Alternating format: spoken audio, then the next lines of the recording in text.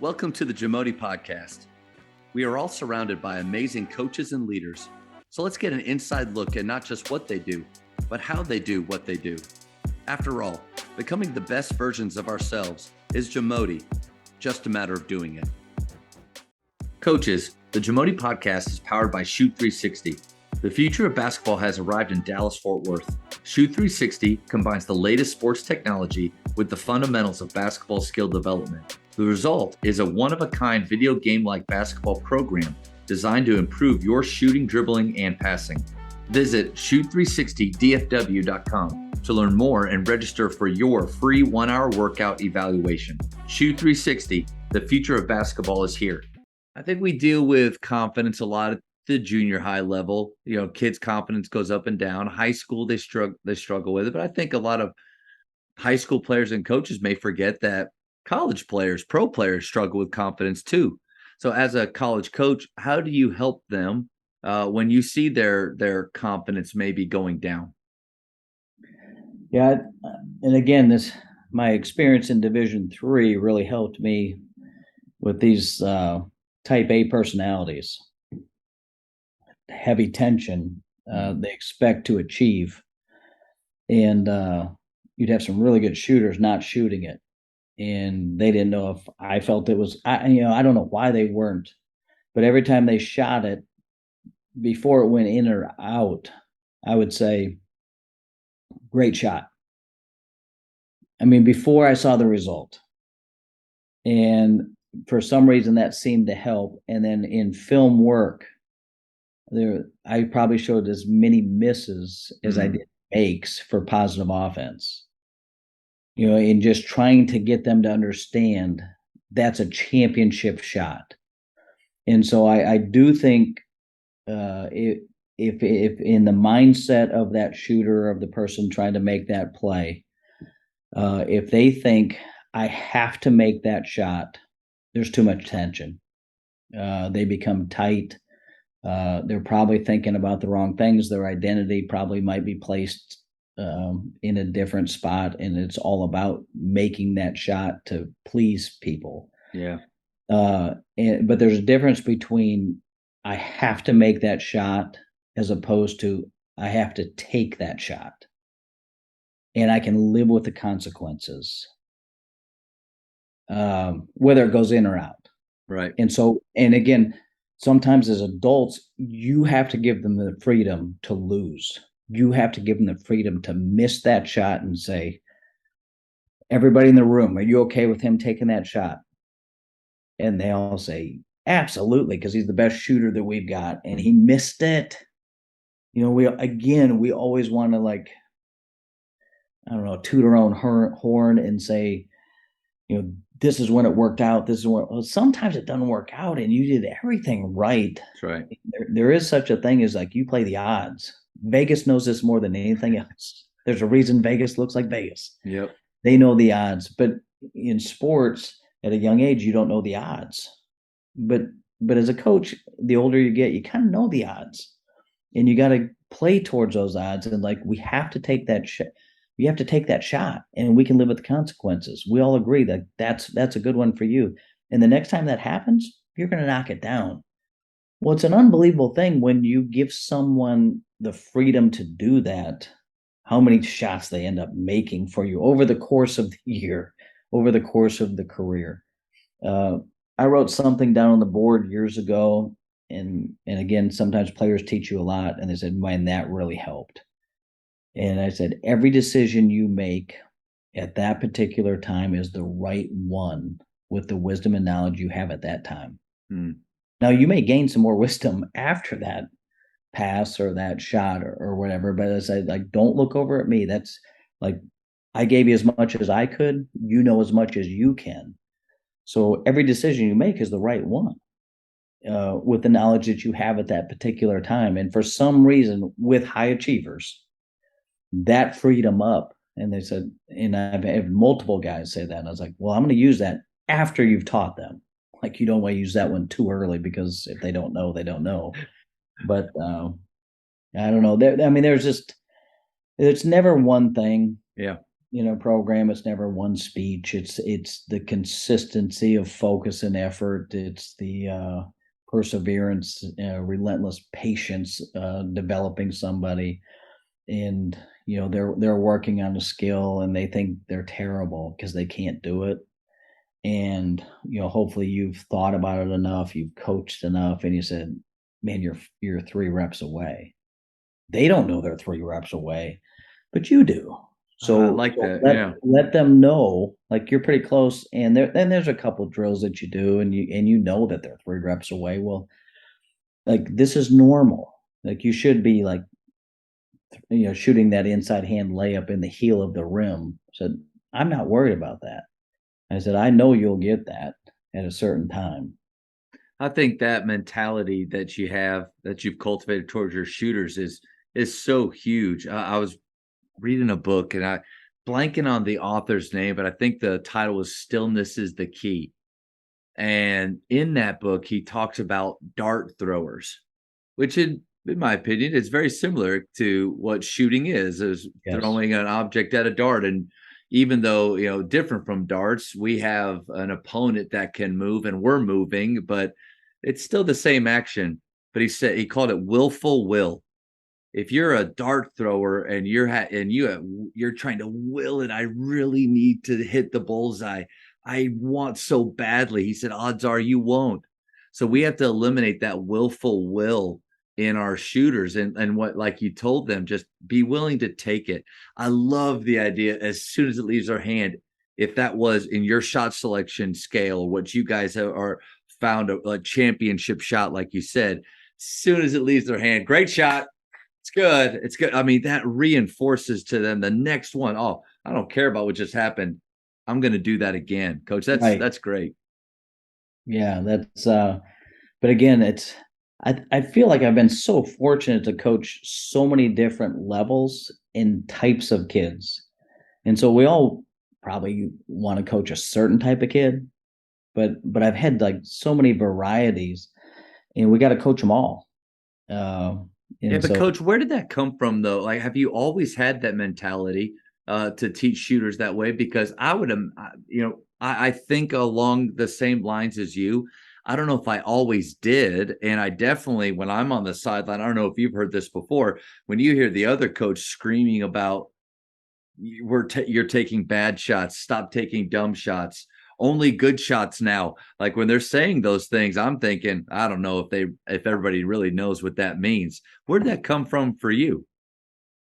uh, I mean, that's a good question, but I think we always start with um, there's a clarity that we have, and we show them an NBA effective field goal percentage shot chart, and we show them what the best players in the world what their numbers are. Hmm. So right elbow, left elbow, and probably everybody that's ever played for us can repeat those numbers. Like, it's 39.2 at the left elbow, and it's 39 over here at this right. That's Kyrie Irving. It feels like he makes 90%. No, these are his numbers. These are, and so, and then we go a little bit deeper, is like when you get around the rim, we create a document, and that there's almost like pizza slices in front of the rim, and then your hand to the glass on each one of the sides, and there's a little area in between them, and we do the documents like white slices. It's like the ball just doesn't go in, Hmm. like it's really hard. And so we give them a clear destination, and we call them destination drives. And like, these are the spots you want to get to make these shots. And so, and I think it does free them up, because, and I call it freedom from choice, is like, this is where you want to go. You could compare it to the 100 meters, is like, they're pretty aggressive in getting to the end of the 100 meters. Nobody's like hesitating. Nobody's getting lost. Nobody's veering off into different lanes. Like, they know where they want to go. So, sometimes, however you play, if you can give them a clear destination of Hmm. where they want to get to, that helps. And then there's the next segment of it is like, I can't get there.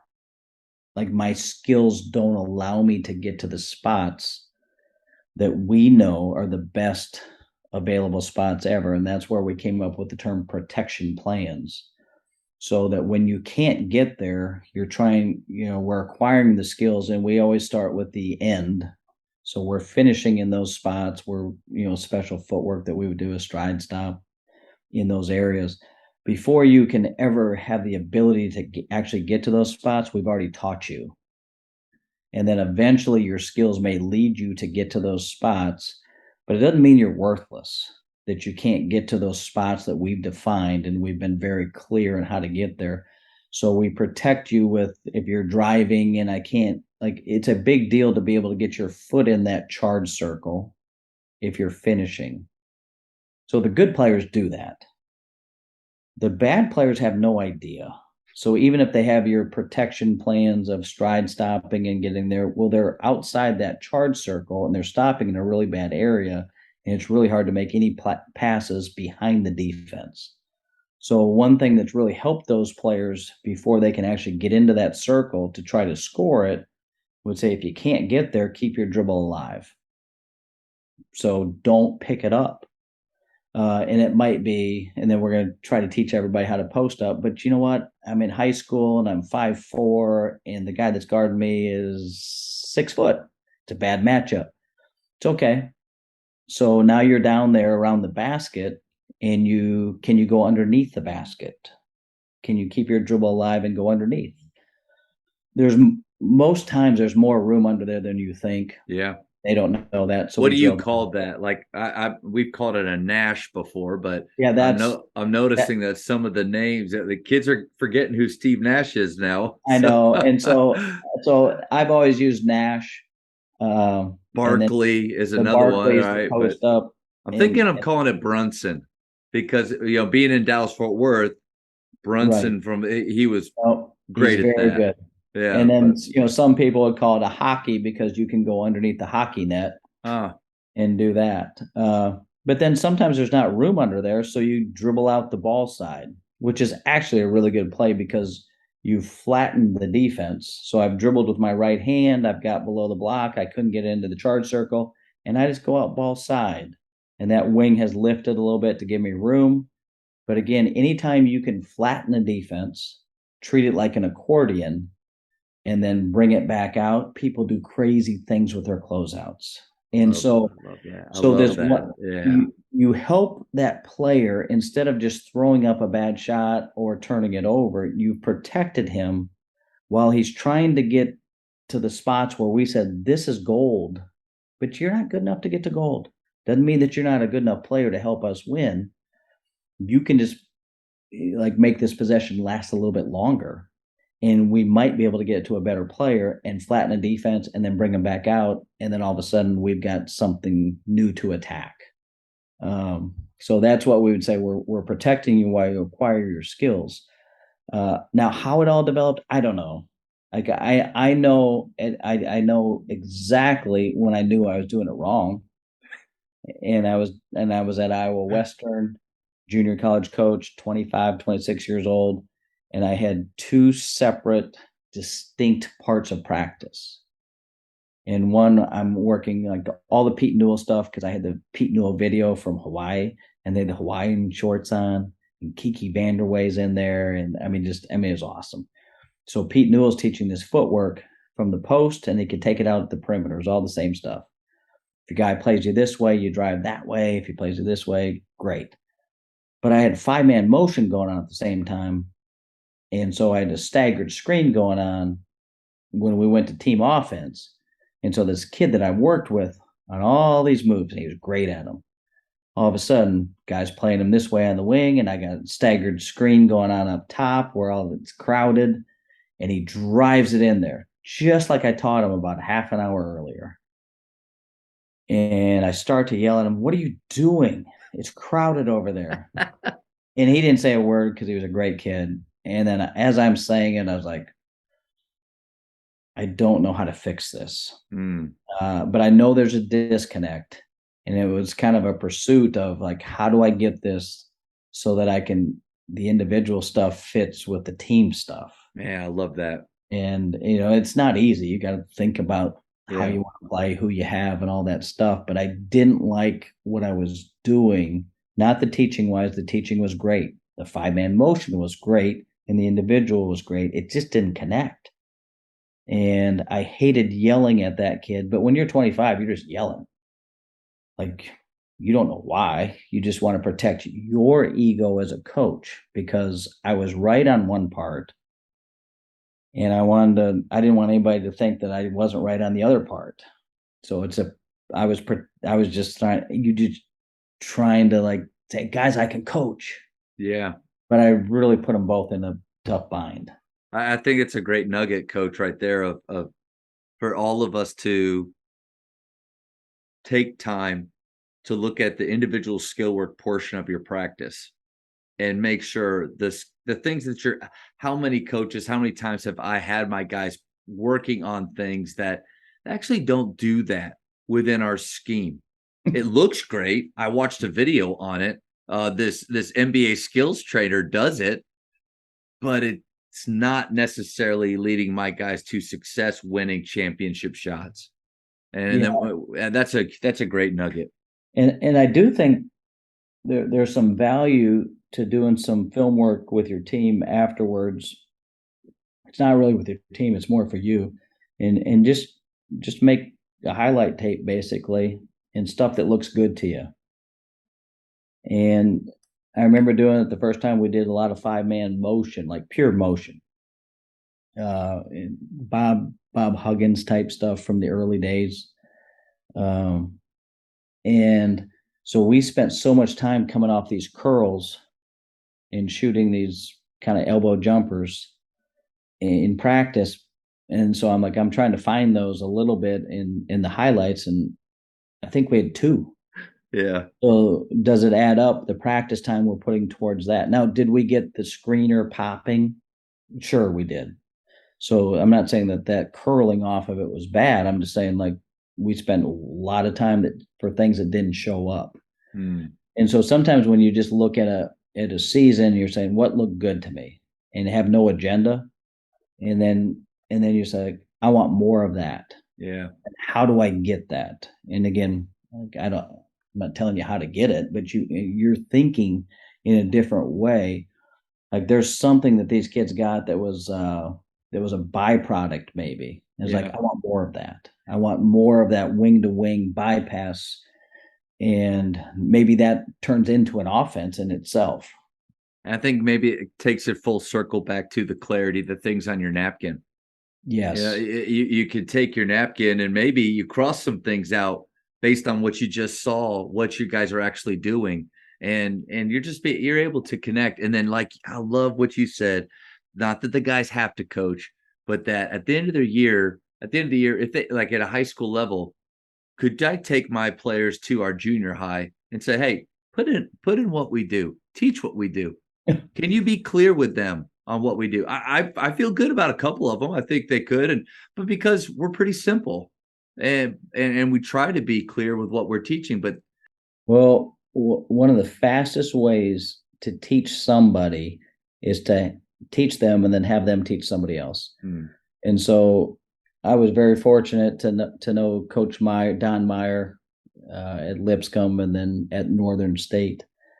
But a lot of his philosophy was based off of those camps, and all those guys worked at the camps, and we did the same thing at Bethel, and we taught those guys how to teach. It wasn't a camp where, like, the basketball player has a ball on his hip and he's dribbling while these little kids. We yeah, would teach them hot the night. shot, Yeah, knockout. no, it wasn't that at all. Like, we were coaching them how to teach, and Yeah, it mattered to us. And so we would take them the night before, and we would go through camp of all the things that we were going to teach. But they were freshmen, and it was amazing. They're new to our program. We just recruited them, and they're going to be working camp. And if you walked in there, you'd say, "Well, that's an illegal Division III practice," and I'd say, "Have at it." It's not. It is exactly what we do, but we're going to teach these 7-year-olds, 13-year-olds, 15-year-olds, all this same stuff. And so we're teaching our guys how to do it. and you got it, you're good. They're starting to kind of figure it out how to do it and how to pop the ball and how to stop and all that stuff. So yeah, I think we're good. And to see the deer in the headlights at 9 o'clock in the morning when we have those little kids, and like they don't know how to teach, they don't know how to talk to them, and then their first response, a lot, the ones that aren't great teachers, would be, "I got bad kids, they don't care." And I said, "Nope, not buying it." I said, "Make them care. You need to be more passionate about it, and it's a struggle. Like and they don't know the terms yet, and you got to be over there and you got to whisper it to them. You got to help them how to teach it, and then by the end of the week they're getting a little bit better." Well, that second year, the worst teachers we've ever had, they've become great teachers, and they take pride in it. And then they're saying, like, "Coach, I'm so much better at controlling this basket." Yeah. Was before.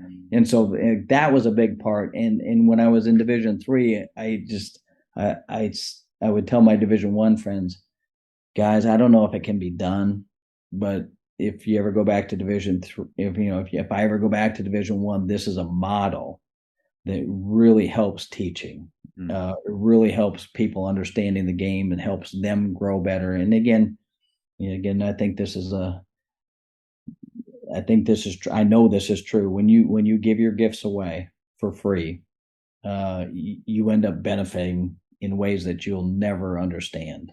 And so when they give their gifts away, their knowledge, their teaching to those kids, they have no idea how much they're getting back in return. And you're teaching them how to talk to other people. So now it's not the first time they've ever tried to teach a teammate. So I think there's so much value there. Unfortunately, the camp business is not very good. And I'm not like bashing AAU or anything. There are certain states where it is, and Minnesota, it's still great. Yeah.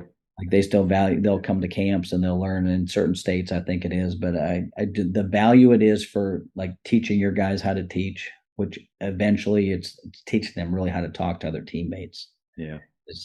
And I was also thinking maybe have a little more appreciation too for what we do. Yeah. Because I had a couple of my varsity guys coach a spring shootout with some of our up and coming freshmen, and watching them on the sideline with our future Lions, one of them came up to me. He said, "Coach, I don't know how you do it."